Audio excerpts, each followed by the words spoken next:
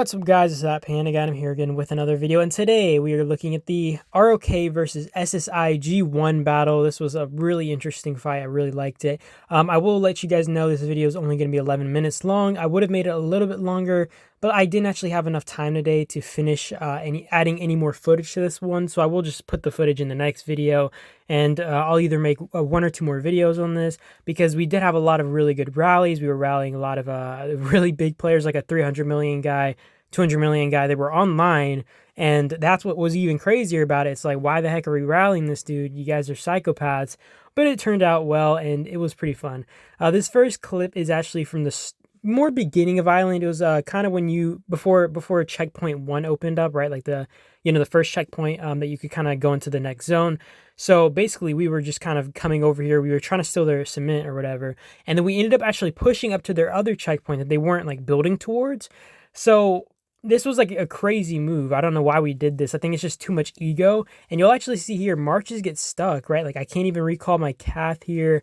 My march just dies. It gets impossible. And a lot of people are actually complaining, and we actually started running away. And that was actually the only reason. I think ROK just came in with too much force, and the longer we stayed here, the more they could refresh. Even if they're not right up to the checkpoint because they didn't build to it, they still had much better refresh times, and we would eventually get overwhelmed here. So we took the trades we could, and then we ended up dipping. I honestly think that we maybe traded negative here. Like it's kind of crazy to go up to someone's checkpoint like this.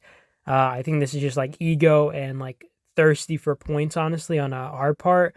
But it is what it is, right? Like you see this a lot with whale alliances. I think you saw with ROK last AR, right? Where they walked into Boon's territory and they were walking all over us. And although we weren't able to completely wipe them out because we just didn't have like the manpower, the T6 power to overwhelm them, we did pick off a lot of players, and it did make it really hard for them to kind of, I mean, I guess they still got our cement and stuff. And I will say our kind of trips, these ego fights are kind of successful when you think about it, since in all fairness, although we end up, I feel like we get smacked, and we probably lose the trades, honestly. Although that ends up happening, we do actually hold them here long enough to the point where we do end up having people who are already by the level 7 or by the level 8 get their cement.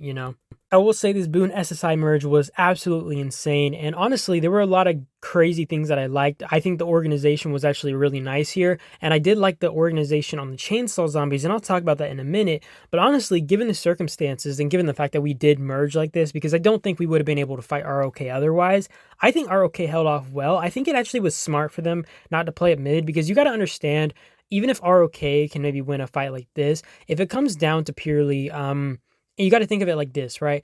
How many immediate forces can you get on hand at one time? Because obviously you can't refresh your marches over and over like you would maybe if we were tower fighting next to each other, right? Whereas if we go up mid, if we have 50 T6 players and they have 30 T6 players, it doesn't matter how strong ROK is. It doesn't matter how dominant they are on the field and stuff. They're just overwhelmed in the field, and there's I feel like if it came down to like, they had to walk all the way up to the field, it would have been really hard for them to overwhelm us. And maybe they thought that it wasn't worth kind of doing that. And maybe they thought that it was just in their best interest to kind of sit back. And I don't think they thought it was necessary for them to kind of grab the cement anyways. So honestly, I can respect what they were doing. I did miss the chainsaw thing right there. But if you guys didn't notice, we were actually split into two groups, the original SSI members and Boon. And we split into two groups. And I think MBD maybe was in like one of the groups, or they were in their own group. I don't really remember. But it was actually really nice how we could kind of follow our own markers. One was using, I think, the Legion markers, and the other was using the Alliance markers, and it worked out really well at kind of organizing and coordinating and being able to split off as many chainsaw zombies as possible, so we would get the extra buffs in the next phase. And I really liked that. It was definitely interesting. I always feel like the first few days you see billions of points, right, put up by like and you see this every time. ROK will always put up a few billion points on the kill board, or at least, like, for example, their top few players will put up 1 billion points. I don't even know how they do that. Like, it has to be node knocking the whole island, or people just rider versus rider or something, chasing each other down the whole island, because that is insane. These guys always in phase 1 with like 1.4 billion kill points or something crazy, and I'm like, what the hell? And I mean, to be fair, I don't like stay hyperactive during phase 1 because it's just really boring to me in G1. I feel like more so in G1 than anywhere. And if you kind of go around gathering, you're 1,000,000% going to get node knocked, because these guys have their attributes freaking jacked out of this world. They'll have like 50% of speed buffs, I don't even know, on their armaments or something. And I'm like, what the hell is wrong with you guys? You guys are absolute lunatics, but it is what it is, right? You kind of just have to deal with it, and it's just something you have to kind of adapt to. So to kind of lead into the next segment of this video, we built up mid. I didn't really get any of that footage because I feel like it was semi-entertaining, but at the same time, it wasn't like those field fights over a tower or anything.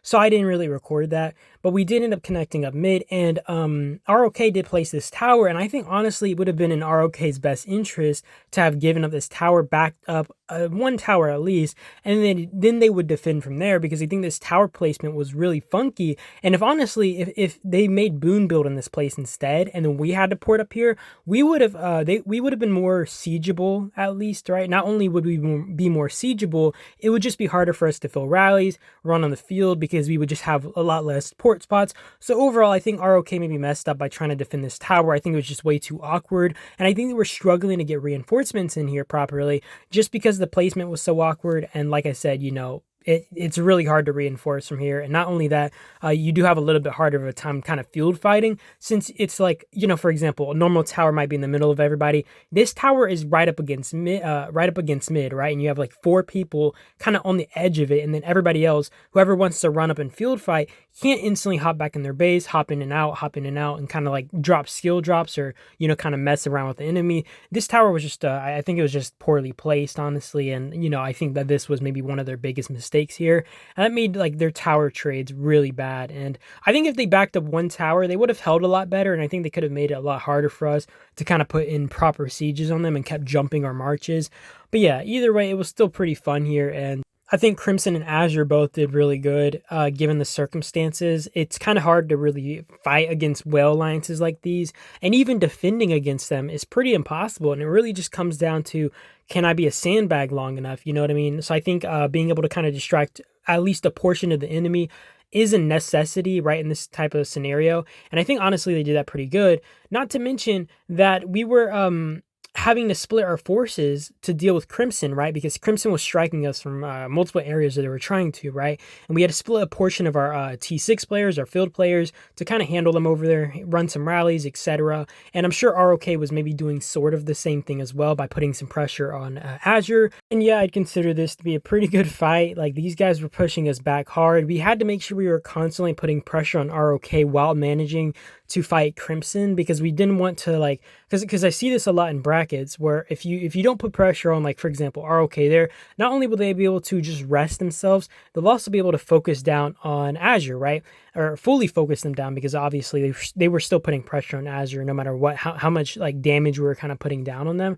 But I've seen this a lot where like one team will just focus on down like one of the kind of fodder legions, I guess you can call it, right? And then the other legion will also focus down the other legion that was kind of being used as, I would call them fodder, honestly. I feel like that's rude to say, but it is true, right? Like, I feel like at the end of the day, any of these other legions that are on the side of the map are really just used as fodder at the end of the day to kind of drain out their opponent, and whoever does a better job is really the winner on the outside teams, right? The thing is, they're almost never trading positive on these tower trades. They're almost never trading positive on the field trades.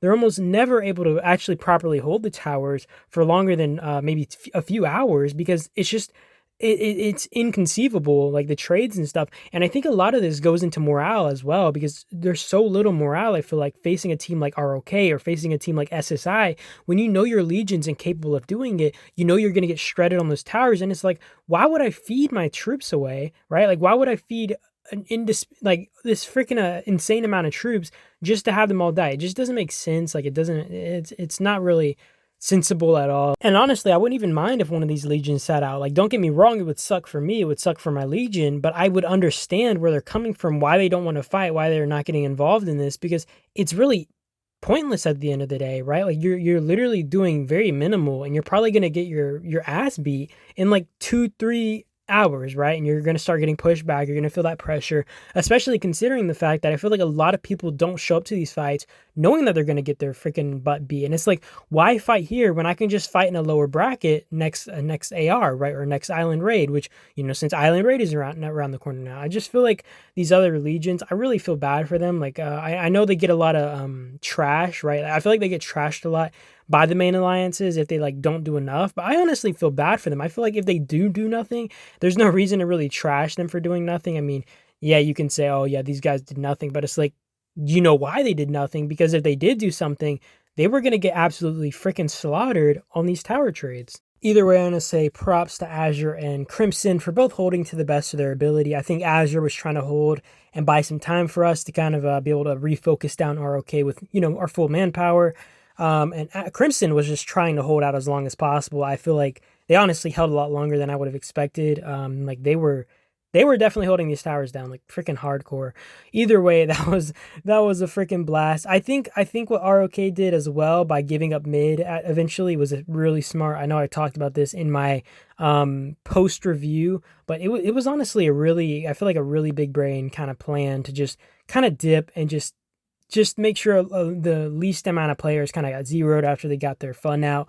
And yeah, either way, that is about it to the video. I do appreciate you guys as always for watching. I hope you guys did enjoy. And if you guys want to leave a comment and tell me if you guys enjoyed this video at all, okay? And yeah, we'll see you guys in the next video. And that is it. Peace out.